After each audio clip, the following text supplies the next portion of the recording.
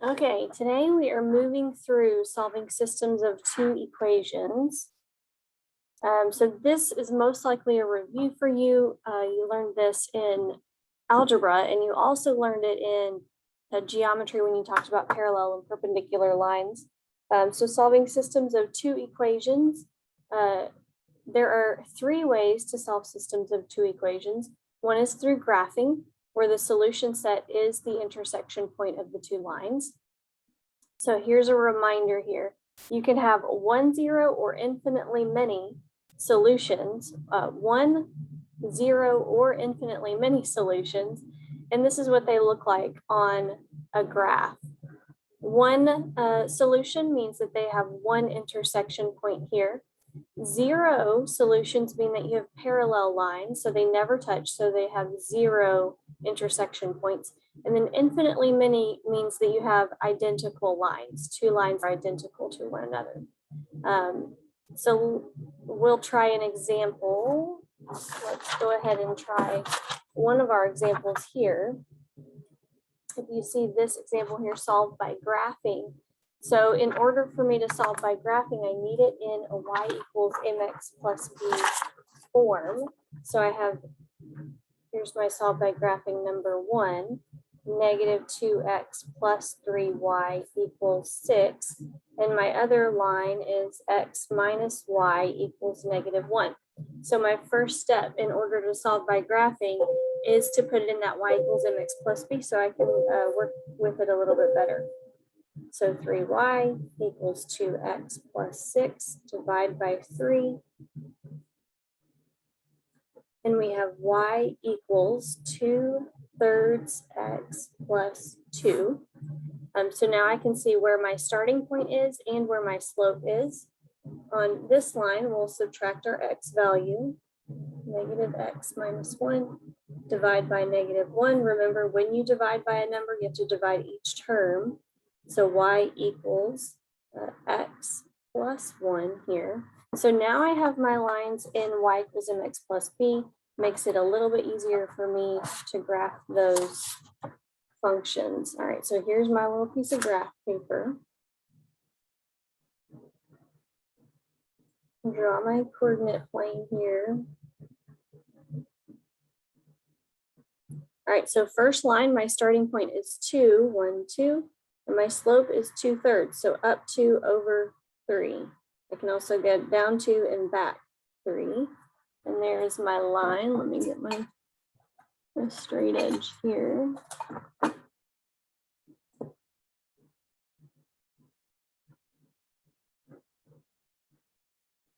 right.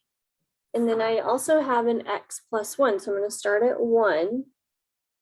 And it's a slope of 1. So I'm going to go up 1 over 1, up 1 over 1, up 1 over 1. Look at that. We can already see. I can also go down 1 and back 1. So we can see here already where that intersection point is. So my solution is this point, which is 1, 2, 3, 1, 2, 3, 4. So it's 3, 4. That's the solution when you're finding the solution by graphing. All right, so let's look at two other methods for finding the solution. We can do through substitution. So solving for a variable in one of the equations and substituting for the other equation. So here's our example. We have these two equations here, negative x plus y equals 3 and 3x plus y equals negative 1. So if you notice, I want to solve for a variable. So when I'm looking to solve for a variable, I'm looking to solve for a variable with a coefficient of 1. So we have three variables here, x, y, and y in the second equation that have a coefficient of 1. So we can choose either one of those variables to solve for. What I've chosen to do is solve for this y value here, starting positive. So all we had to do was add x to the other side. So we have y equals 3 plus x. Once you solve for that variable, notice my arrow. I'm substituting, right? Substituting, plugging in for this y value. If y equals 3 plus x here, then y is going to equal 3 plus x in the next equation. So we're going to plug in that 3 plus x where that y value is, distribute that positive, which it doesn't change anything, right? So we'll combine our like terms. We get 4x plus 3, and then equals -1. Subtract the 3 to the other side and just solve it like a regular equation. And then divide by 4, and we get a -1. Once you find that value, we can take that value and plug it back into the other equation for x. So I'm replacing that x value with -1. See here, y equals 3 plus -1. So we have y equals 3 minus 1, and it's 2. So you can see their solution set is -1, 2. All right, let's try one of these substitution. So we're going to solve through substitution. Let's do this as number 3 in our practice. So we have x plus 6y equals 19. And then we have x minus 7y equals -7. So my first question to myself is, okay, which variable am I going to solve for? I can solve for either this x or this x because they have a coefficient of 1. Either one would be simple to solve for. There's no divide, there's not too many steps. So I'm going to do this bottom one because it's easier to access. So we have x equals -7 plus 7y. I'm going to grab this -7 plus 7y. If x equals -7 plus 7y here, then in my first equation, x will equal -7 plus 7y. And then just plug in the rest. So notice I'm plugging in for just the x value. Just replacing the x value and the rest stays the same. So combine our like terms here. We have -7 plus 13y equals 19. Put our 7 on the other side. Ooh, is this going to be a gross one? 13y equals 19 plus 7. Oh, no, it's not. Okay, that's good. 26. Divide by 13. I just love whole numbers. And y equals 2. So once we find one of our points, we're going to go back. You can do either equation. It doesn't matter. I'm going to do this one since it's already solved for x. We can plug it back in here. So x equals -7 plus 7 times 2.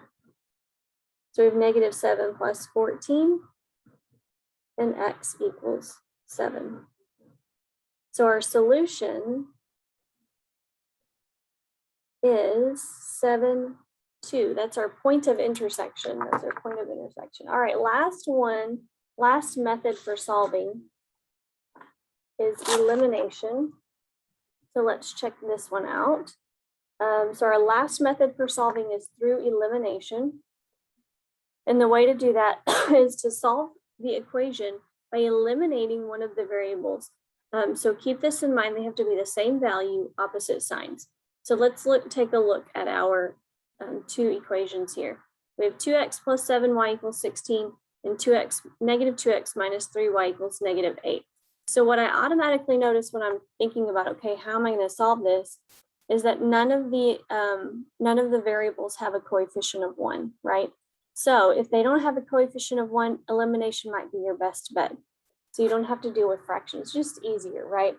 What I also notice is that my x values are the same value, 2, and opposite signs. One is positive, one is negative, same value, opposite signs, right? So that benefits me in elimination. I can add these equations together and my x values are eliminated because they cancel each other out. You have 0 x's. So what I have left is 7 minus 3 gives a 4y. 16 minus 8 is a positive 8. So I can go ahead and solve for y here by dividing by 4, and y equals 2. Once you find that value, you take your 2 and you plug it back in. Either one of the equations would work. I'm going to take the first equation, 2x plus 7 times 2, because y equals 2, equals 16. 7 times 2 is 14. Subtract 14 on both sides, and then divide by 2, and x equals 1. So your solution here is 1, 2, right? So this one is better suited for elimination because there's not a coefficient of 1. So automatically we think, okay, it's probably better if we do elimination. Right, so let's try an example of that one. Let me find one in the book. Okay, here we go. All right, so let's solve through elimination. Let me find one where we have to convert. Okay, here's one. Yeah, let's do this one. 2x plus 3y equals 8. And our next one is 3x plus 4y equals 13. All right, so automatically I know, if I am given the choice to solve whichever way, I don't have a coefficient of 1, so it wouldn't be super easy for me to use substitution. So let's try elimination. I see that they're all the same sign, right? They're all positives, and none of them are the same value. So if none of them are the same value, then we have to turn them into the same value.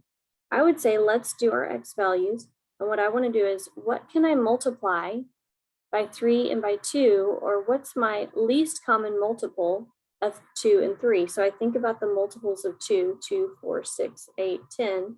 And I think about the multiples of 3, 3, 6, 9, 12. What's my smallest number that they have in common? It's definitely the 6 here. So that's what I want to change them to. So I'm going to multiply the top by -3. I'm going to multiply the bottom by 2. Why am I doing that? Because I need one of them to be a negative so they can cancel out, right? So I can do that elimination process with them. All right, so if I'm multiplying by -3, I have to multiply everything by that -3. So I have a -6x, -9y, and a -24 here. If I multiply everything by 2, we get a 6x plus 8y equals 26. Add my equations together. My x's are canceled, eliminated, right? That's the point of elimination. And I have -y equals +2. Get rid of that negative by dividing by -1, and we have y equals -2. So we found a solution. That's great. That's one solution. Now we have to find the x value. We can take our -2 and plug it into either one of the equations. Let's choose the first one. 2x plus 3 times -2 equals 8. Multiply, so we get -6 equals 8. Add 6. 2x equals 14. Divide by 2, and x equals 7. So we have both of our values. So our solution coordinate is 7, -2. And that's it. So here's some other tries for you. Practice solve by graphing, solve by substitution. We did this one together. And here's one, solve by elimination. So I'm going to pause this, or you go ahead and pause it.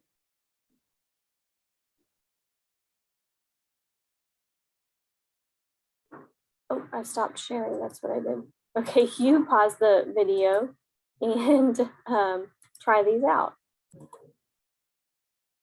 All right, so after solving for number 2, we did number 1 together. Our solution there was 3, 4. On the back, I did our number 2. So notice after solving for y, doing the y equals mx plus b, we have y equals 1/2 x minus 2.25. And then solving for y over here, notice we have the same thing, y equals 1/2 x plus 2.25. So starting at -2.25, up 1 over 2, up 1 over 2. Look at that, they're the same line. So when you have the same line, going back to our notes, when you have the same line, you have an infinite number of solutions because they touch from infinity to infinity. So we have infinitely many, and that's your solution set there. Number 3, we did substitution. This is the one that we did earlier together. And then number 4, we did elimination here. Noticing here, stacking them on top of each other, elimination is our best choice because none of the coefficients are 1. So this is probably our best decision. And I noticed right immediately that if I multiply 12 by 24, they're already opposite signs. If I multiply 12 by 2, I would get negative or positive 24, and then I could cancel them out. What also happened is that when I multiplied 2 by -5, we got -10. So we had 2 crossouts here. leaving us with 0 equals 10. Well, that tells us that there is going to be no solution. There's going to be no solution there because 0 can never equal 10, right? Oppositely, if you had like 10 equals 10, then you would have infinitely many solutions. So it matters what is here. But in this case, 0 never equals 10. So therefore you have no solution.